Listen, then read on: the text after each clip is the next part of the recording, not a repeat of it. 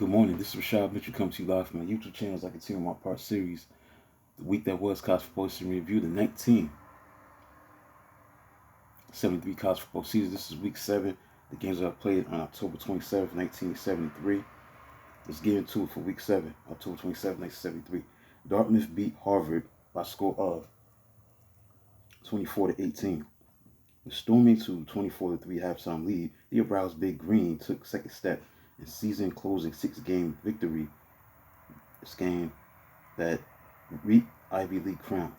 The unbeaten Harvard was limited to 39 yards rushing in the first half, but mustered its forces in the second half, only to be discouraged twice within Dartmouth's 10-yard line. After recovering early fumble at 11-yard line, Crimson settled for a small lead on kicker Bruce Tederick's 28-yard field goal. So quarterback Tom Snickenberger combined with halfback John Scuba on 74-yard running lateral play to set up Snickenberger's touchdown sneak, soon followed by Snickenberger's 8-yard touchdown pass. Harvard finally got going behind fullback Neil Miller, who ran for 114 yards on 16 carries, who ran for 37, 31, and 21-yard gains. Halfback Aki Tasisos ran for and caught touchdowns, but Crimson botched its chances later.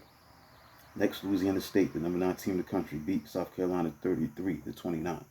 LSU quarterback Mike Miley's 2-yard run with 103 remaining prevented upset in exciting game featuring 5 lead changes.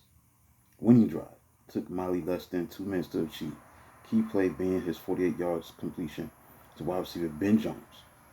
Gamecocks had snatched lead moments earlier on quarterback Jeff Grant's 9-yard touchdown pass to wide receiver Scott Thomas with 3:26 left. South Carolina had earned early 12-0 lead on 2 touchdown runs by running back Lynn Hodgson before LSU reeled off 16 straight points. Teams that traded touchdowns, field goals, and then touchdowns again to wrap up Thriller.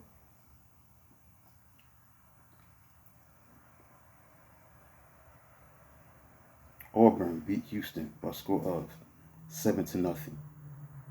Auburn, was they ranked? No, it looks like they wasn't, but they did upset number 12, Houston 7-0. Auburn. Cougars offense entered the contest with a 31-point scoring average, but were blanked by inspired effort by Auburn defense. Linebacker Ken Burnich led way with 22 tackles as Auburn became first team in 89 games to whitewash Houston. Thanks to 241 yards rushing, Houston had 3 opportunities when they cracked the Auburn 20-yard line. Cougars failed to score in clutch, and kicker Ricky Terrell missed 2 field goals. Final Cougars threat ended on Auburn 12-yard line when Tigers linebacker David Lagner broke up 4th down pass. Auburn tailback Mitzi Jackson rushed for 21 times for 112 yards to lead offense that scored on his first possession. 7-yard run by freshman quarterback Chris Vaccarella. Tulane, the number 15 team in the country, beat the University of Georgia Tech Yellow Jackets by a score of 23-14. So quarter century after his father started for Tulane, the backup tailback Eddie Price Jr. rushed for 2 touchdowns, including a 19-yard game winner in third quarter. But games in, he was back up no more. Green Wave rode their ground game for 260 yards. Quarterback Jim Stevens sparked Georgia Tech, throwing for 211 yards and launching 69-yard scoring strike to wide receiver Jimmy Robinson. Now, Michigan, the number 4 team in the country, beat Minnesota by a score of 34-7.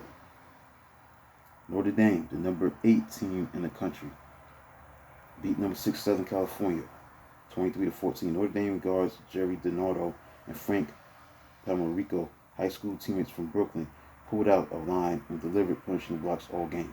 The duo sprung halfback Eric Pinnick, who had been benched for fumbling in 1972 loss to USC, on a game-breaking 85-yard touchdown run on opening play from scrimmage in the second half. Pinnick's score made it 20-7 for Fighting Irish, enough for their inspired defense. Notre Dame defenders swarmed over Trojans tailback Anthony Davis, limiting him to 55 yards rushing. forcing a crucial fourth quarter fumble. Davis scored a touchdown, but it was far cry from 1972 6 touchdown scorching. Next, USC's passing attack also was held in check as freshman cornerback Luther Bradley, key aggressive Irish secondary, with 2 interceptions. Notre Dame turned up 316 yards rushing compared to 68 yards on the ground for the Trojans of USC. And it showed in Notre Dame's 39 minutes and 36 seconds possession time total. Defeat snapped the Trojans' impressive 23-game unbeaten streak. Colorado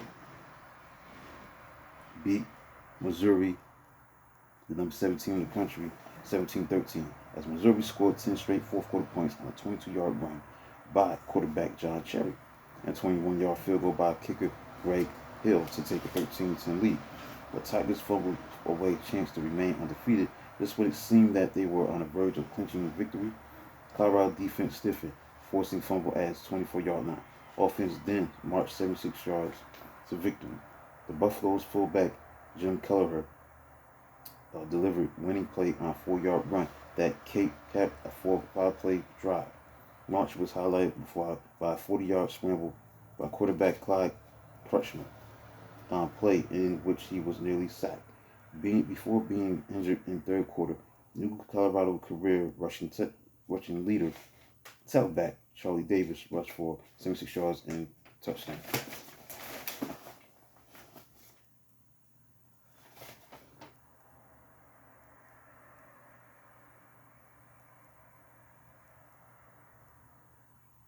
Number 10, Nebraska played Oklahoma State, and it resulted in a 17-17 tie. Shunning field goal late in the fourth quarter, Nebraska went on 4th and goal from 1-yard line only to be stopped. Huskers I-back Tony Davis was nailed by Oklahoma State defense that was led by Cleveland Van, the linebacker who had scored first quarter touchdown on a 25-yard interception return. Van's touchdown gave Cowboys 10-3 lead after teams had traded early field goals, including 51-yard effort by Oklahoma State kicker Abby Daigle. Foles alternated 1-yard touchdown runs, but tried for fourth. Such score was no charm for Davis.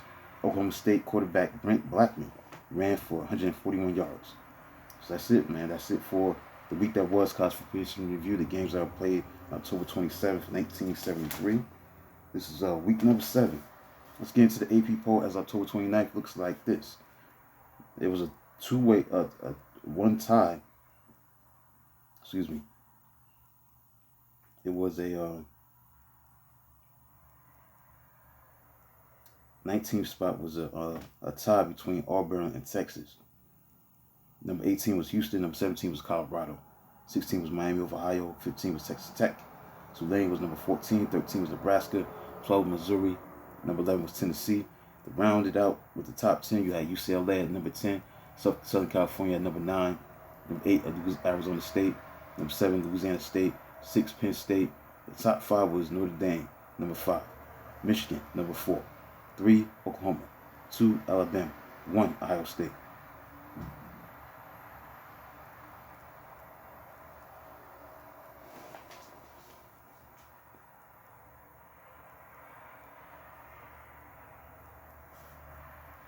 So that's it, man. That's it for college football history review, the 1973 college football season for October 27th, 1973, week number 7. The games that were played on October 27th, 1973, college football history review. Please like and subscribe to the channel. I do video with Smag 2 tomorrow as I go into November, talking about week 8, the games that were played on November 3rd, 1973, week number 8. Until then, talk to you soon.